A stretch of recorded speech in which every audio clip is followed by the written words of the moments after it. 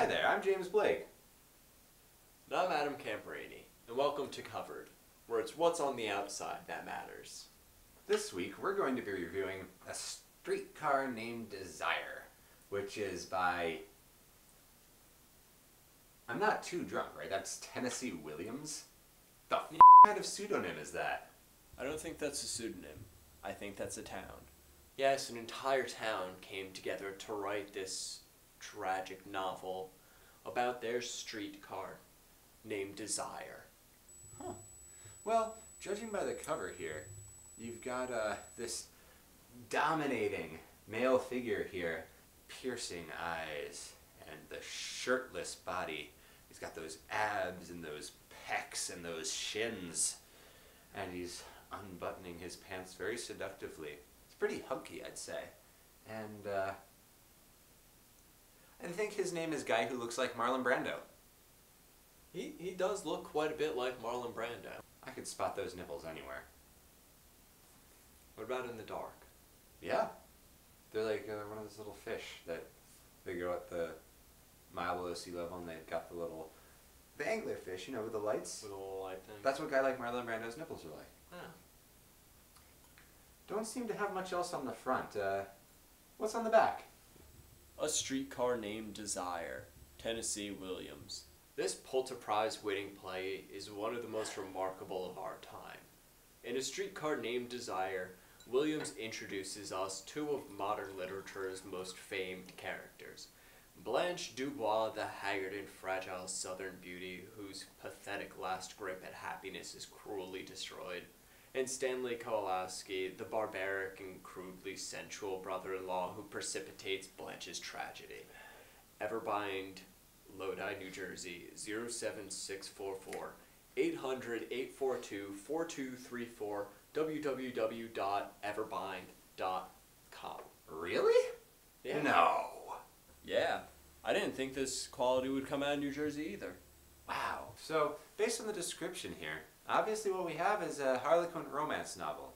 And it's one for the ages. It's got 8 pages of photographs inside, which is, I guess, why it won the Pulitzer Prize. That, it's so tiny and light, fits in your purse, so cute. How could you just not vote for it? Yeah. So, the sordid affair begins with Guy Who Looks Like Marlon Brando, who is married, but also currently sticking it to her sister Blanche. A haggard and fragile Southern beauty. Who also happens to be a guy who looks like Marlon Brando's wife's sister. I guess there's been weirder things in Tennessee. Yeah. I guess that just isn't enough for him. While shopping one night, going to the tool shop where tools shop, he rides along the streetcar and becomes infatuated with her. That night, he followed her home and made sweet, sweet man-on-trolley car action. I think that's where the first photograph comes in. And, you know, their affair builds and builds, and I can just picture him right now, sneaking out of the house, his wife and Blanche. A haggard and fragile Southern beauty. Totally unaware of what's going on. But all good things must come to an end. Yes. For in between each night, his lust grew too strong. In between his nightly endeavors, he couldn't control himself. And right there in the middle of town, in the middle of the day, he committed an act so cruel. Which is? He has sex with her in the middle of the day. Like 10 people on her. That counts as an orgy, right? I mean, I guess if there are like at least 10 people inside her, yeah. So, in the end, Guy Who Looks Like Marlon Brando's love is publicized, and he is cast out of his house by his kinkophobic wife and Blanche. A haggard and fragile Southern beauty. And he goes to live with Desire and just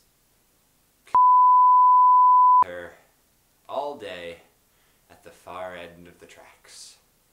Or as the locals like to call it, downtown. to be a pretty intense and graphic novel, but not a graphic novel. And it's, you know, the 8 pages of photographs inside. What do we think about this? I don't know, you really don't want those pictures getting into the hands of children. So we rate this book M for mature.